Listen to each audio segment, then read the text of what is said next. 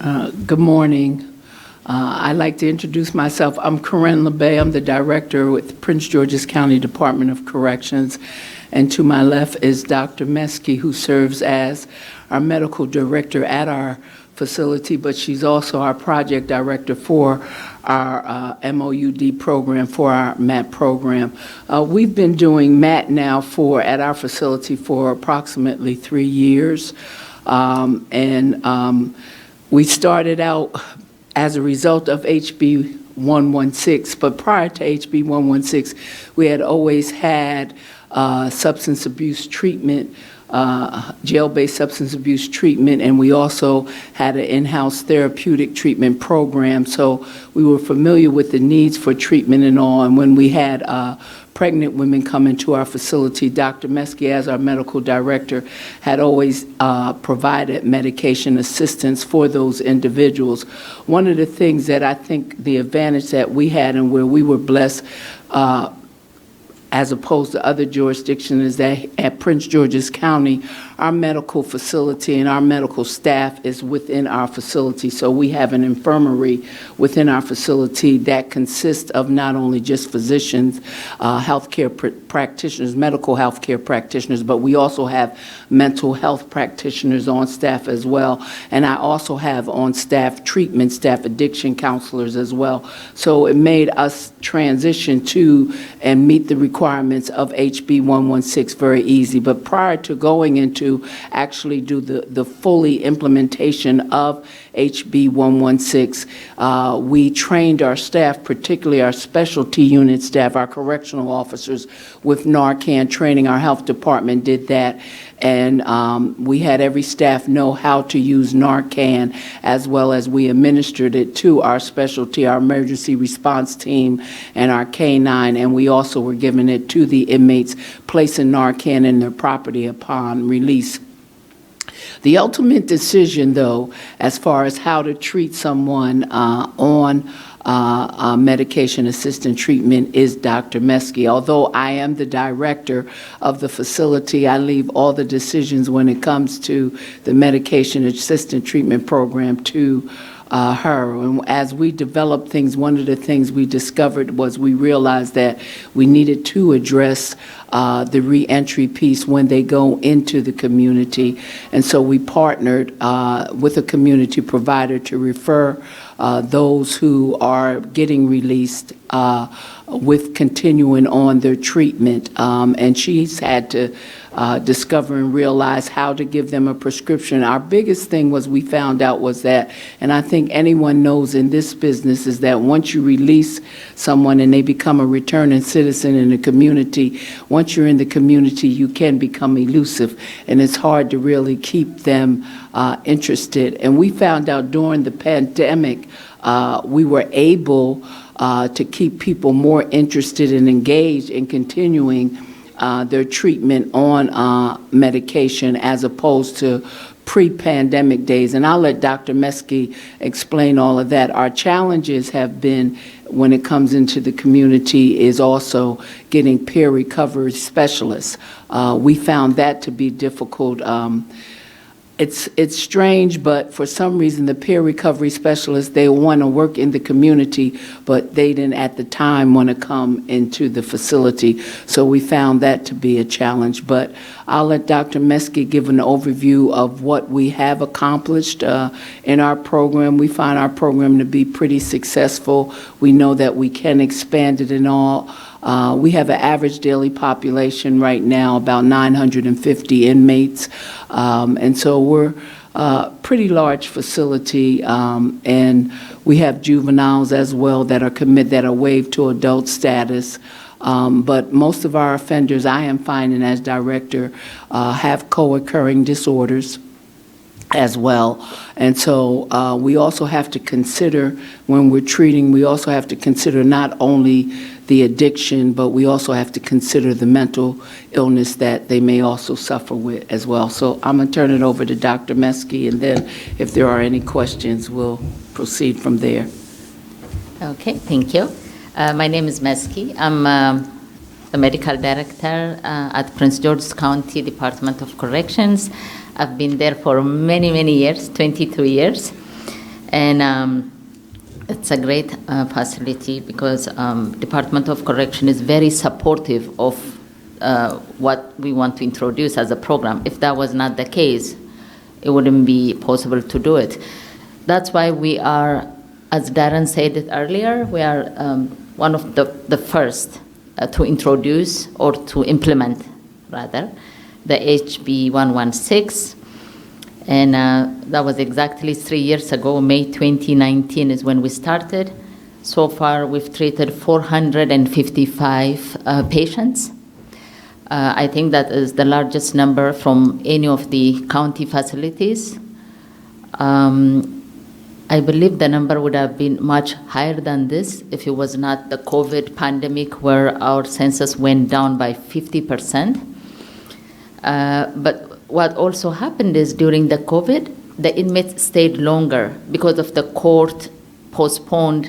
They ended up staying longer. So even if we have fewer numbers, we were doing a lot of treatment and counseling and things like that. So the number is not a true reflective of what happens, because pre-COVID, people come and go because it is a pre-sentencing. So you treat patients for a month, 2 months, and they left, versus they stayed for extended period of time. So it doesn't matter what the number is. I just wanted to put emphasis here that there are a significant number of people with opioid use disorder that need our help, our service. Honestly, I've been for 22 years treating substance use disorder, mental health, medical services. I never thought, or we thought at Prince George's County, opioid was not a major substance use disorder. We thought it was the stimulants, the crack, the cocaine, the amphetamines. So I was surprised that we ended up having the highest number of opioid users in our county, or we were able to identify, or we provided service. For me, it is the most rewarding experience to treat patients with substance use disorder with MAT because of MAT program. Prior to introducing the MAT program, we still get patients with opioid use disorder going through withdrawals. You know, when we make infirmary rounds with nurses, it is so hard to see a patient going through withdrawal. You know, it's awful. The nausea, vomiting, diarrhea, running to the bathroom. They don't stay with you, you know, say, no, I have to go to the bathroom, you know. Or they cover their face with blanket. They're not interested to talk to you because they know you're not going to offer anything. Nothing is going to make them feel better, because we were only treating symptomatically. You know, we treat diarrhea, we treat vomiting, we treat body ache. They know they have to go through this painful process for days, so they're not interested. Even if we talk about HIV, hypertension, diabetes, comorbid illnesses, all that is not important at that time because they're really feeling bad. So when this bill was introduced, I was very excited. And when I went to DOC, I was very fortunate to get that support. Okay, let's do it. Because most places, Department of Correction was resistant because it has a lot of divergence and all other, you know, mess. But I'm very grateful that they were open. They said, let's do it. But at that time, it was Director Mary Lou. She told me, but don't turn this place into a drug contraband place. This is what she said. We don't want to deal with that. So having that support and being interested, it was extremely important also to get nurses on board, because without nurses, it's not possible to run this program. Because what we do is direct observer therapy on daily basis, and giving a Suboxone pill under, you know, sublingual under the tongue versus a blood pressure or HIV medication is completely different. They can just give the medication and pass with other medication, but when it comes to Suboxone, it will take 15 to 20 minutes for one patient to get that sublingual Suboxone, to make sure that it's not diverted, to make sure that it's not taken anywhere until it dissolves. Patients give them problem. So getting nurses on board, on top of all this nurses shortage we have, with everything that they have to deal with, I'm bringing Suboxone program. So it wasn't easy to convince the staff, but it is the right thing to do. We have to treat substance use disorder like any chronic illness, and the reward is, the whole thing is, for me, practicing medicine, it took it to the next level, because this medication will just make them feel better. Within half an hour to 45 minutes, that patient that was going through all that will come around and feel better, and you can manage everything else after that. So with all its challenge and hard work, I think it is the best thing that happened as a treating physician and for our staff to be able to help these patients. As I said, over 3 years, we treated 455, but with COVID, our census went down significantly. Now we are at 950. At that time, almost 500 something. It went down. So that reflects. Currently, we provide buprenorphine and Vivitrol. We're not providing methadone. But director and DOC are working with health department to get the mobile unit of methadone in order for us to offer all 3 medications. Even if we provide Vivitrol, the compliance is extremely low. I would say 99% of our patients are on sublingual buprenorphine. And the compliance with Vivitrol, I really pushed initially when the drug came out, because you could treat both opioid use disorder and alcohol abuse. So I thought it would be great. It is once a month injection. Once we screen the patients, not everyone is eligible for it. And we do liver function test. If everything is good, we could give this injection and we could treat both. So I really pushed for it. But after the second dose, most people just, dropped out. I only had one young female patient who went 5 months, and on the 6 months, she didn't want to take it anymore. So the compliance was very low when it comes to Vivitrol. So really, the majority of our patients are on buprenorphine. As you know, substance abuse counseling is very critical, and we do it. Initially, we were doing group therapy, which was really excellent feedback, but once COVID came in, we could only do individual. As you can see, we could not have group because of, the environment. So I cannot wait until we get back to group. It always works better. But we do aggressive individual therapy, counseling. And the other most important component, as you all know, is the case management piece of it. For us, case management starts with discharge planning the first day when we meet them, because we don't know when they're leaving. It's a pre-trial facility, so some people leave in few days, some people stay for months. We don't know who's going when. So we start after care planning the same day when they come in. And that's when they introduce themselves, they give them their business cards and what services we provide. And in the event they leave, how they can call us, and the same day we can make prescription available to them. It was a big commitment for me initially, because they can be Sunday evening that they get released, they need prescription. I don't want them to go and relapse in the community. But if we have the prescription in their hand and pharmacy fills it, we can prevent that. It was a big commitment, but we have a great team. So when they call me, we meet somewhere, give them prescription. They even assist patients by going to CVS or Safeway. Make sure they get that Suboxone pill. Especially the first prescription is critical. After that, they know, they can come, they can get their prescription, that we can do counseling. Also, the pharmacies can fill it easily. The first time when they go out, even the pharmacist will give them a problem, What is this prescription? Who's paying for it? Is it insurance? We pay for the prescription.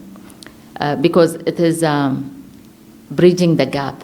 Because when they come out, insurance might not kick in the first time, provider might not be available. That is the window interval when they go in relapse. So we pay for prescription. I think that helped. We didn't have that program the first 9 months because we're only treating inside the facility.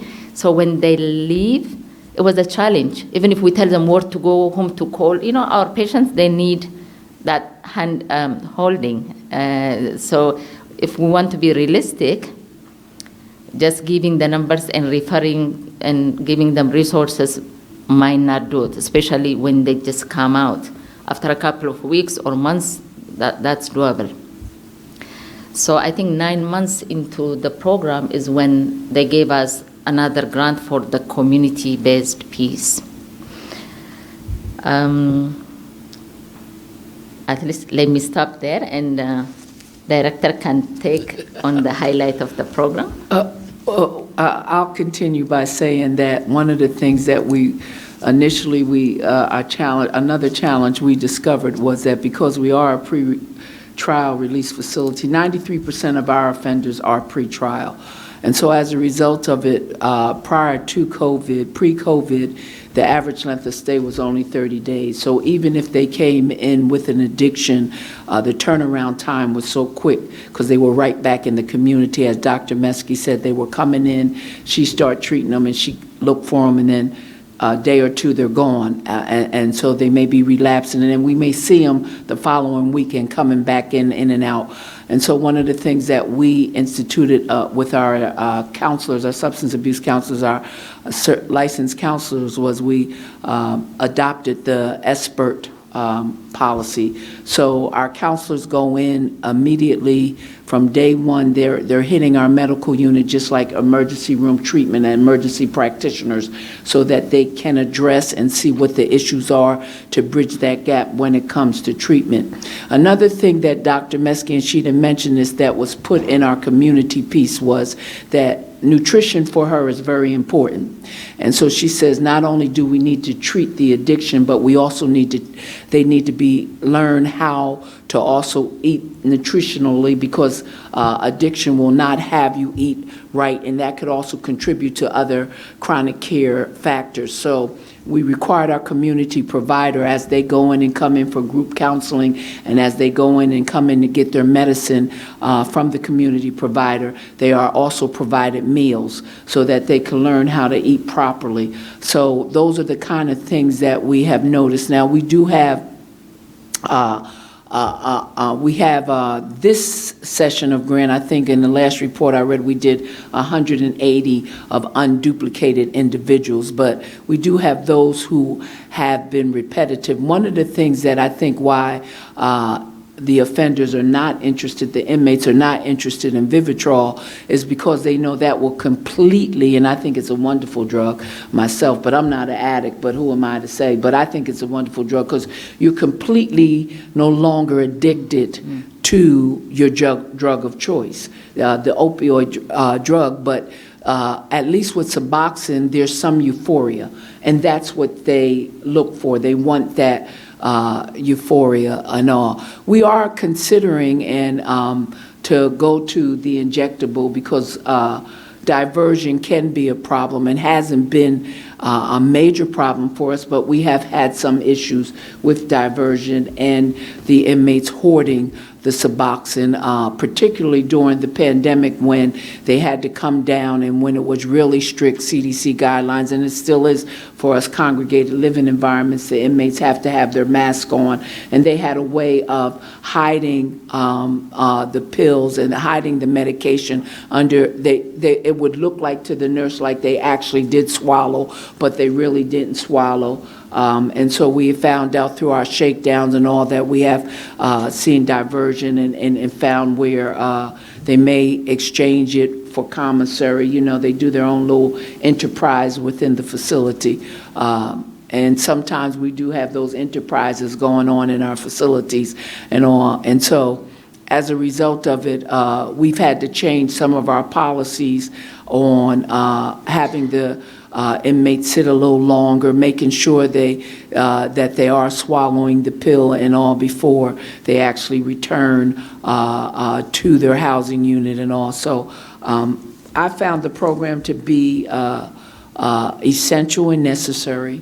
As we know, this is a nationwide problem when it comes to opioid misuse, and so I think it's beneficial. It does have its challenges, but we're not willing to give it up, and however we can expand the services and all to our population. And as Dr. Meskerem said, we were very shocked because in Prince George's County, we never had inmates as self-reporting as actually being opioid abusers. They would say they were addicted to the stimulants, like she said, crack, cocaine, and PCP seemed to be a very big problem in our jurisdiction.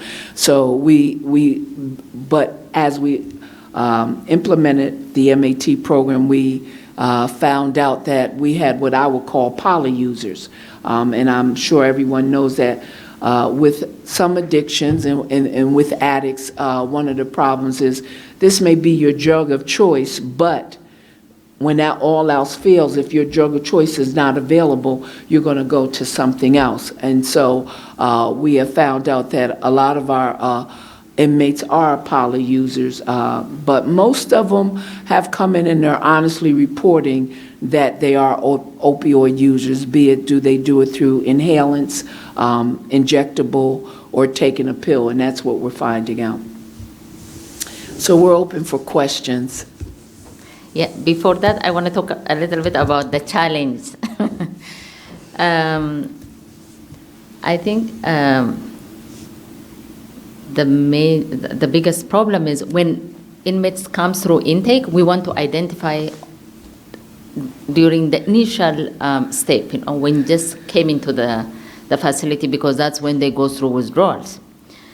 So we do intake screening. It's very extensive, medical, mental health, substance use disorder questionnaire, very extensive. So nurses do that, and when they do this screening, some of the patients, they think they go home, therefore they don't want to tell the nurse that, they have been using. So everything is no, no, no, no, no. And they find out that they're not going home after, that evening or after a few hours. That's when withdrawals start. That's when we start the process all over again. So that is one of the challenges. And we have to admit them to infirmary, we have to monitor everything else. While that is one of the challenges, the others are, they didn't have history of substance use disorder, they didn't complain anything, but when they come inside the proper, they find out that we have Suboxone program and people are getting and this and that. The next thing is they start reporting, I've been using. So you can imagine to go back and to do some investigation, it's not always successful. So we have to rely on history, especially if they're not in the program. They have been using on the street. There is no point of proving or disproving. So we have to make this clinical decision. Should we maintain this patient on Suboxone or should we detox and stop? Because otherwise we will be just passing Suboxone, and you can imagine the labor and everything that it takes. On average, we have 17 to 20 patients on maintenance on monthly basis. One time we went for visit DC Department of Corrections. They had 200 patients on maintenance of Suboxone. I said, what else can physicians and nurses do if they're doing that? But I was told they have full-time RNs, LPNs just running the program. That is doable. But while we're doing just, medical, mental health, and only a grant, it's not doable for us just to offer it. So you'll hear complaints, Dr. Meskerem, why do you put this guy on maintenance and why did you take me off? It's a challenge. Even as a clinician also, you have to consider so many things, but it's not clear. There are a lot of gray areas on patient selection. And the other one is, as we discussed earlier, divergence. We know they need it because they have been in a program in the community. They need it. They have been dependent on it for so many years.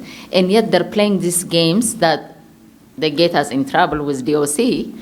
And it is again, a fine line to decide, how can I help him while he's trying to get me in trouble? Probably that's when the Sublocade injection will come in. I know it is cost prohibitive, but I think selected patients will benefit from that so that we can help them without getting us in trouble as well.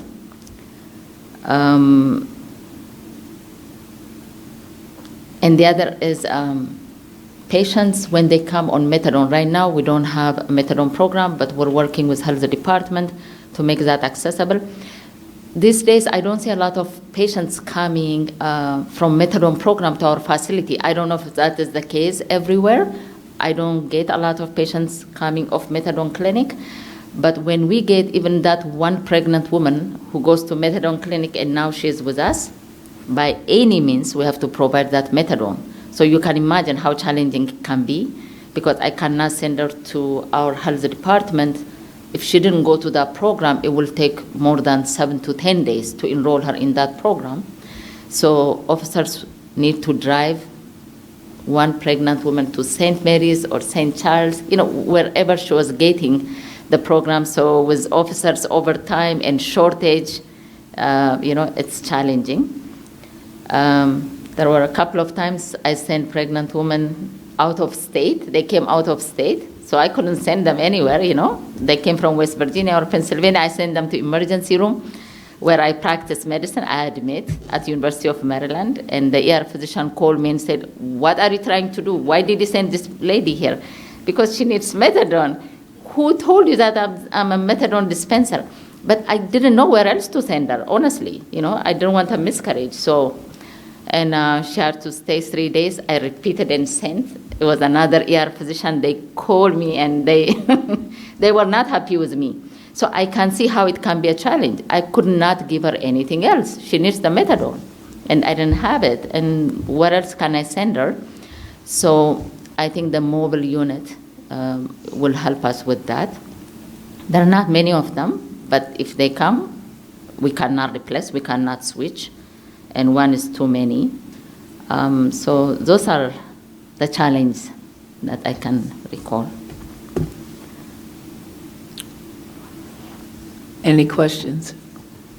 Oh, we got one right here. First off, thanks for all that wonderful information. I'm assuming you do random UAs on participants to ensure they're taking the medication, or?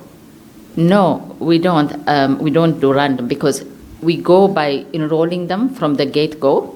So whether they're positive or negative, if they were reporting that they were using and now they're withdrawing, probably by the time they get to me and we do the screening, most of the short-acting opioids are already cleared. Of course, if they were taking methadone and things like that, it will still show. So regardless, we take them by history. If they were in a program in the community and we verify, we continue. We put them on maintenance. We're not going to take them off. But if they're never in a program and now they're going through withdrawals, we taper. Typically, I do it over 9 days and stop it.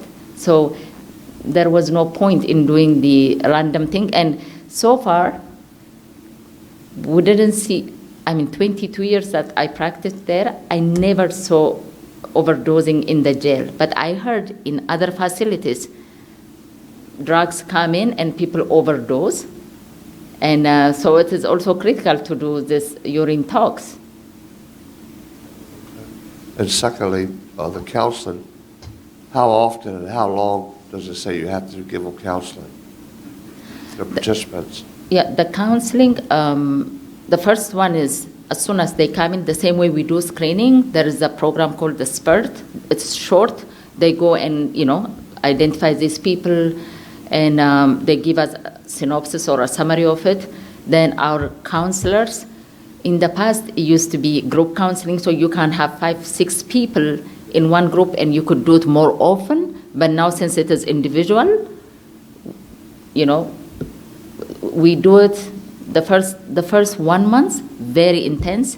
After the second month, if they didn't go home and they stay, we space it out. But throughout their stay in a facility, they get substance abuse counseling. We have a jail-based substance abuse treatment program, which is a 28-day 30-day program. And so if it looks like the inmate is going to be with us for a while, once they go through the expert screening, as Dr. Mesky said, they are enrolled into what we call our treatment program.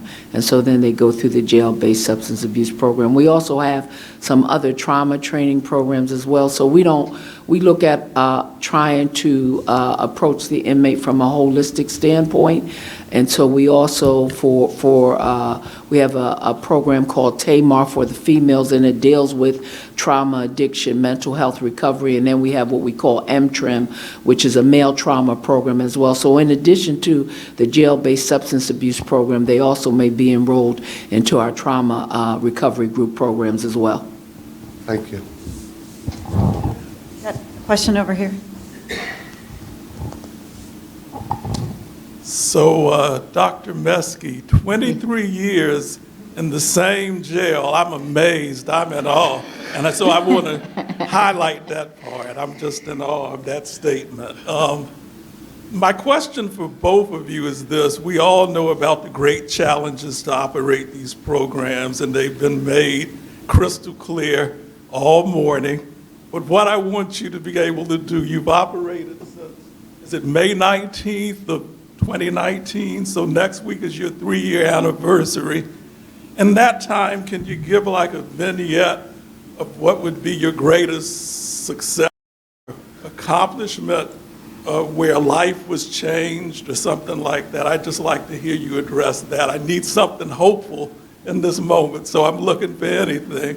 What would you see as a success story in those 3 years that made a difference for a man or woman who was in your custody, and they're in the community hopefully doing great things now? Well, I'll let Dr. Mesky talk about as well, but as a director, I think the greatest success for us is that we did implement the actual program, and we're giving the help that is needed, because I don't think people realize, in this country we've seen change. Like decades ago during the 80s, when the country had war on drugs, we looked at addiction as problematic and not as a disease. We didn't realize the sickness of it. We didn't realize the impact on the brain. We didn't realize how it could take a person into mental illness. And so for me, as director, I saw a great need going on, and I also think that it helped with behavioral change as far as how the inmate behaved as well, because they were sick, and now they are getting help, and so they're going to act better as far as their attitude and their behavior. And so for me as director, for my staff, it will be managing those inmates much better as opposed to the acting out behaviors or whatever. And I think one of the greatest stories that I could recall, and I might be wrong, is the female offender who decided to get on Vivitrol.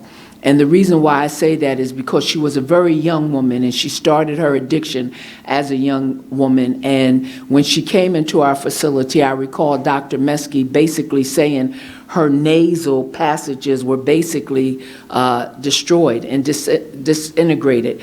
But so to see her, and we transitioned her from our jail into our community release center program. And from there, she kept her Vivitrol going on, and then she went on to go out in the community and live out in the community. After 6 months, I don't know why she stopped Vivitrol, but she was a repeat offender, or I'll say habitual. She was the in and out type of offender, and she hasn't been back since. So I consider that a great success, because my thing is, if I just save one, that one could help save another. So that's a success to me. Yes, yeah, I agree. For me, it might be selfish to say, the biggest success for me is when I make rounds. We have 26-bed infirmary. It's like a mini hospital. And we do daily rounds with nurses.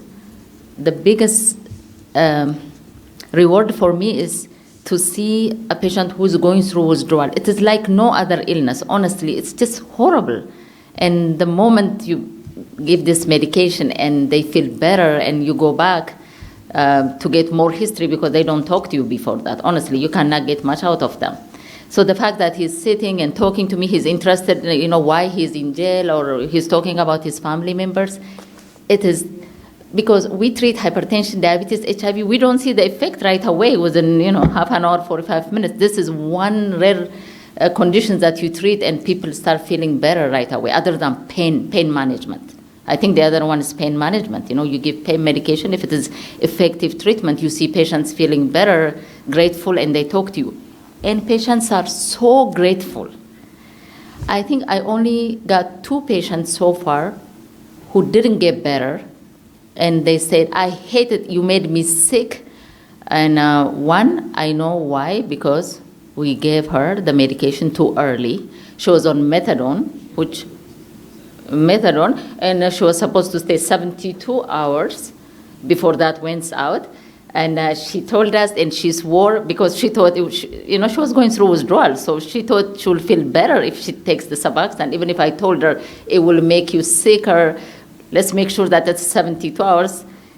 She told us it was past 72 hours. We gave her, and we precipitated withdrawal. She started getting sick and cursing and things like that. So now we know, and we tell them again and again, this pill is like a miracle pill, but it can make you miserable. It can make you sicker. So let's just be honest. So that, and I remember another lady, it was past the window period, but for some reason it didn't agree with her, and she got really get sicker, and I sent her to the hospital. That's idiosyncratic reaction. I think it's not very common. So the biggest reward for me is to see them feeling well. Now, past that,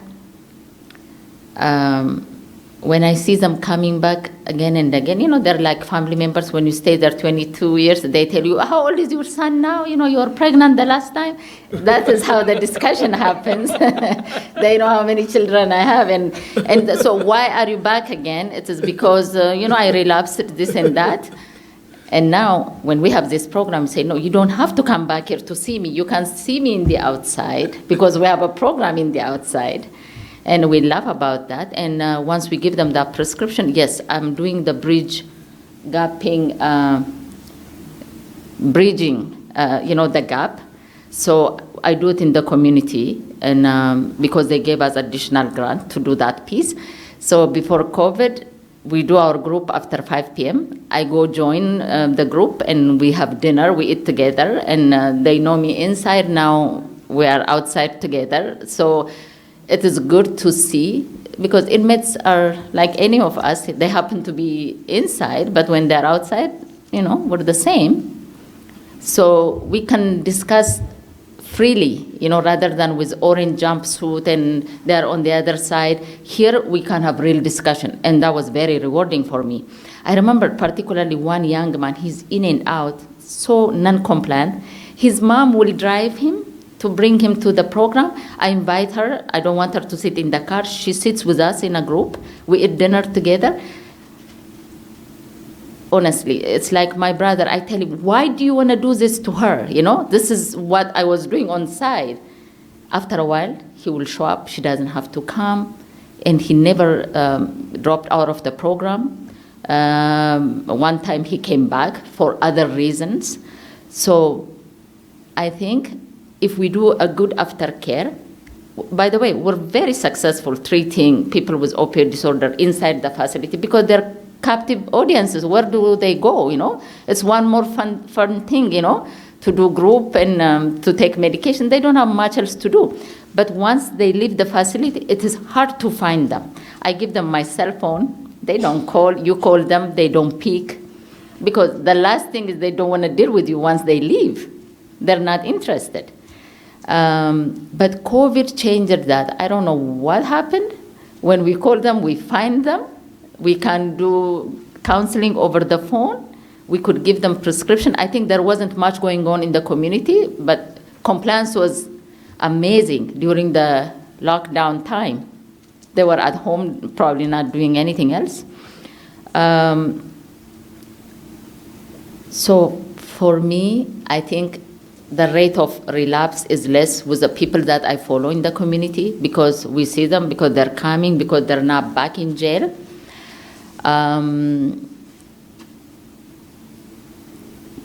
For me, I think it changed the way I practice medicine. It's the most rewarding experience. It is a lot of work sometimes, especially when I see nurses going through a lot, because they do the heavy lift of the work is by nurses, and they say, why do you want this program in this place? As if we didn't have enough, other things to do. I can see, I'm not saying it's easy, but it has to be done. Thank you. Those were really beautiful illustrations of successes and what keeps you all going. We have a question over here. Actually, it's not a question. He said he wanted to see hope. Like I said, my name's Jenny. I suffered with a crack cocaine addiction in my 20s and 30s. It wasn't until I hit 40 years of age that I jumped on the opioid epidemic. And I was a heroin user for 4 years. I ended up getting arrested. I don't even know the count for, my drug use many, many, many times in and out of the Washington County Detention Center. But my charges were never drugs. They was just drug related. So that original classification, they knew that I had a substance use problem, but because I wasn't actually charged with a drug, I never got treatment, was never issued, what is that, the 8505 they get now? Was never offered anything like that. When I was arrested in 2017 for the heroin use, I ended up going to the day reporting center. And from there, I guess my experience learned is when you don't know what you don't know.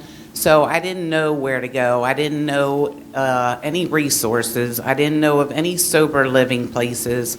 And through the Washington County Day Reporting Center, I got all those things. So here I am, almost 5 years into recovery, and I actually work for the Sheriff's Department. I am the peer recovery specialist there. Wonderful. I have also worked at the Brooks House in Washington County as a peer recovery specialist. So I've partnered up with all the sober living houses that are in Hagerstown, Maryland. I do work for ROSC. I work with the health department with David Washington. So recovery is definitely possible, and I am hope. That's good. Thank you for sharing. I don't know whether I need a microphone. So first, a huge thank you for everything you do with not only within the Department of Corrections, but kudos to your health department as well. I'd like to think that the reason you haven't seen many people coming into detention center who were enrolled in an opioid treatment program receiving methadone is because our patients are doing well and not returning to criminal behavior requiring incarceration. Now that may be a fantasy, but I think there's part truth in that.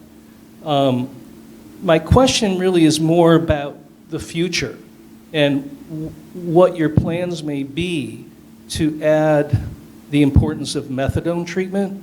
There's only 3, to my knowledge, OTPs in PG County, which may also be another reason why you have fewer people coming in incarceration, receiving methadone. One at the south, one at the north, and of course the health department. What are the plans right now for the mobile unit to be able to serve people who become incarcerated who request methadone as opposed to the other 2 medications?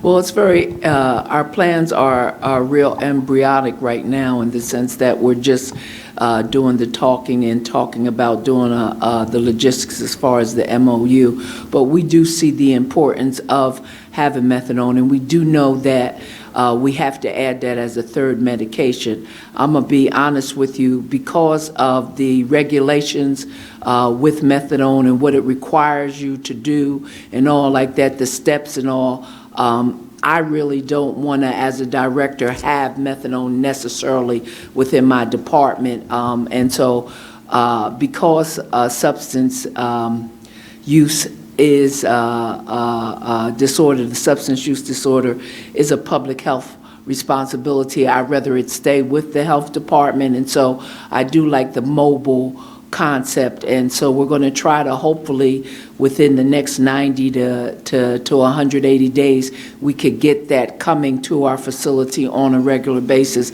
so we can offer methadone.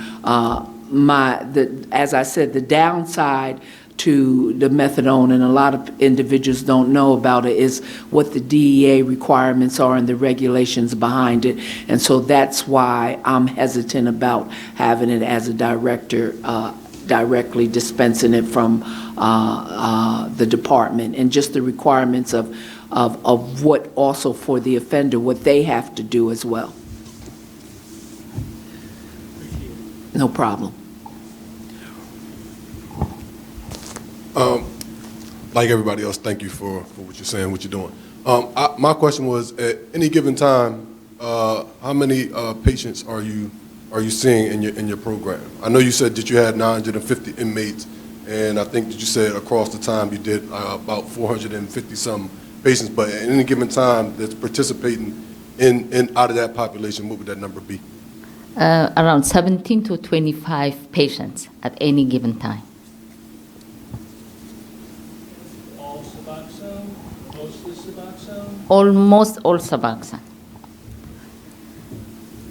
We have Vivitrol in the fridge, with expiration date, very expensive. Honestly, very expensive medication. I really wanted not to go to loss.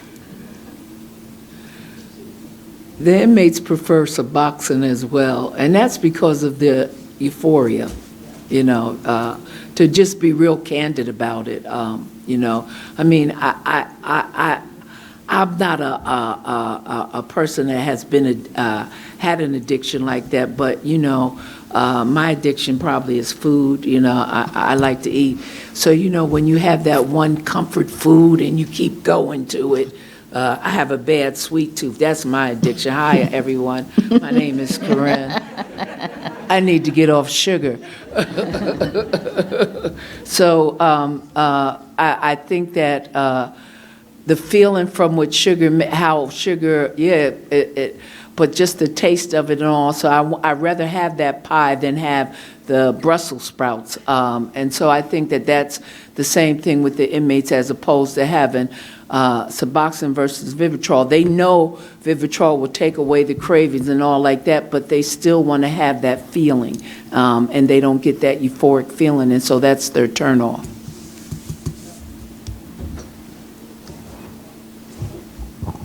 Yes, thank you so much for a wonderful presentation.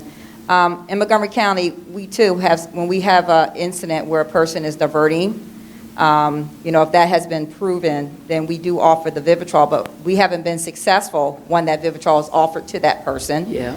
They'd rather be terminated from the program than to move forward with the Vivitrol. Can you tell me if for the individuals that you have terminated or found because of diversion efforts that have taken on the Vivitrol, or have most of those individuals declined that? Most of them decline. I'm just going to be honest with you. When we try to get them to go to Vivitrol, and some of them will rather just say, okay, well, I don't want to be in the program at all. So the same thing that you're experiencing, Director Talley, we're experiencing the same thing, and the diversion is problematic, as you know, for us from a management standpoint. And some we have found, and I don't know if Dr. Meskerem recalls this, but we have found where we've had some offenders, like she said, would say they want to be on the program all of a sudden, but their intentions are not to actually deal with recovery as much as try to get the Suboxone so they could possibly sell it for commissary or whatever. But yeah, they won't go on Vivitrol. They'll just say they don't want the program at all. And what's fascinating is, I was curious, I asked, if you get Suboxone, how much would it sell? They said one pill of 8 milligrams / 2 milligram for $100. You know, it is just unbelievable. So we have to watch. That is the most painful part for the nurses, to make sure that it has dissolved completely before they let him leave, and it takes time.